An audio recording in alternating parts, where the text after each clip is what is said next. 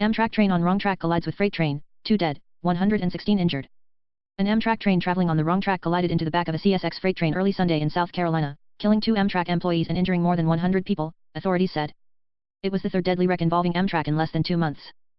They weren't supposed to be meeting like that, clearly, South Carolina Governor Henry McMaster said. It appears that Amtrak was on the wrong track. He said the CSX train seemed to be on the track it was supposed to be on. An Amtrak train traveling on the wrong track collided into the back of a CSX freight train early Sunday in South Carolina, killing 2 Amtrak employees and injuring more than 100 people, authorities said. It was the third deadly wreck involving Amtrak in less than 2 months. They weren't supposed to be meeting like that, clearly, South Carolina Governor Henry McMaster said. It appears that Amtrak was on the wrong track. He said the CSX train seemed to be on the track it was supposed to be on. The company needs to take bold action, possibly even pause operations, to show that they're retaking these failures seriously, Brian Fiakow, author of the book Leading People Safely, which argues that companies can ultimately save money by operating safely. Amtrak remains popular with riders and lawmakers from both rural and urban areas. More than 31 million riders last year reached more than 500 destinations in 46 states and 3 Canadian provinces, the company said.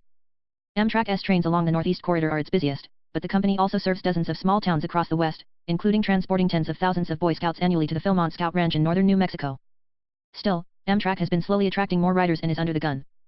President Trump has proposed slashing Amtrak's annual subsidy and forcing it to cut unprofitable long-haul trains in favor of services like the Acela in New York, Boston, and Washington, D.C.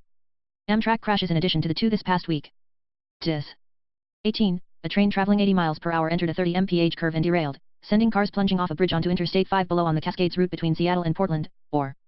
April 3, 2016, a train going 99 miles per hour near Philadelphia slammed into a backhoe on the track, killing 2 workmen and injuring 39 passengers. Investigators said a series of safety lapses caused the collision. May 12, 2015, a train traveling 106 miles per hour into a 50 mph curve in Philadelphia derailed, killing 8 passengers and injuring hundreds. Investigators ruled the engineer lost awareness of where he was on the route. Railroad advocates point out that trains remain far safer than cars, which killed 37,000 people last year across the country.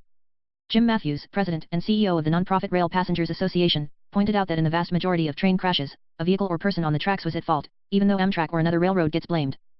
In the U.S., a person or vehicle gets hit by a train every 3 hours, accounting for 96% of rail fatalities, according to the Rail Passengers Association, which has been pushing Congress to boost safety funding. It's easy, when these things happen, to lose perspective. But despite these incidents, it really does remain a very safe way to travel, Matthews said. The facts are that Amtrak's trains don't crash a lot, and people don't die a lot in those crashes. The National Transportation Safety Board was at Sunday's crash site and will investigate the cause of the wreck. Train safety expert Richard Bell said the cause is likely one of 3 things: a track problem, a fault with the train itself, or a crew error. Most passenger trains, he said, are run by a single engineer in the locomotive working a shift that could be as long as 12 hours. Bell, a longtime engineer who retired last summer, said railroads have invested significantly in improving crossings and signals. They are also working to adopt technology mandated by Congress called positive train control, which experts say would reduce crashes by tracking and controlling a train's location and speed. They can't get it to work, Bell said.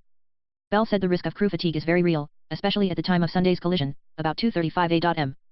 I've run trains for 47 years. That's a tough time of the morning, Bell said. You're out there in the dark, looking out at 2 shiny rails in the headlight. You can get hypnotized by what's in front of you.